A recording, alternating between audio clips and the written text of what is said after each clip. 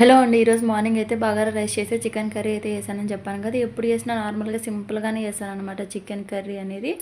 మీ ఇంట్లో కూడా మా ఇంట్లో మాదిరి నాన్ వెజ్ పిచ్చోళ్ళు ఉన్నారా అండి? మా ఇంట్లో అయితే ఫుల్ పిచ్చనమాట నాన్ వెజ్ అంటే వీక్లీ 2, 3 టైమ్స్ పెట్టినా కూడా వద్దు అనుకోకుండా తింటారనమాట నాన్ వెజ్. చాలామంది అంటుంటారు కదా! అక్క నాన్ వెజ్ చాలా బోర్ కొడతది కదా అక్క ఎలా తింటారని. రోజు అంటే ఒకే స్టైల్‌లో చేస్తే బోర్ కొడతదనమాట. ఒక్కొక్క రోజు ఒక్కొక్క స్టైల్‌లో చేసుకుంటే చికెన్ కూడా మంచిగా తినాలనిపిస్తదండి. ఇప్పుడు రాగి సంగటి లేకనుకోండి కొంచెం ఎక్కువ పల్చగా చేసుకొని గ్రేవీలాగా చేసుకుంటే బావుంటది. చపాతీ లేకనుకోండి థిక్ గ్రేవీ అయితే బావుంటది. అదే రైస్ లేకనుకోండి మనం కొంచెం ఫ్రైలాగా చేసుకుంటే బావుంటదనమాట. చేసుకునే విధానాన్ని బట్టి ఉంటది. మార్నింగే బగారా రైస్ చేసుకొని మేము చికెన్ తినేసి ఇంకా మా అమ్మ వాళ్ళ ఊరికైతే స్టార్ట్ అయ్యామనమాట. మా అమ్మ ఏమో నాటుకోడి చేసి అన్నం చేశాను రండి అయితే అనేసి అనింది. అందుకనే ఇంకా మా అవ్వ వాళ్ళ ఇంట్లో అయితే మా అత్తయ్య వాళ్ళ ఇంట్లో తినేసి బయలుదేరుతున్నామనమాట. ఇక్కడ మా అవ్వ బాయ్ చెప్తుంటే, "ఆ! బాయ్ బాయ్ అమ్మ జాగ్రత్తగా వెళ్ళండి" అనేసి అత్తయ్య అంటుందనమాట. వీడియో నచ్చితే ఒక చిన్న లైక్ అయితే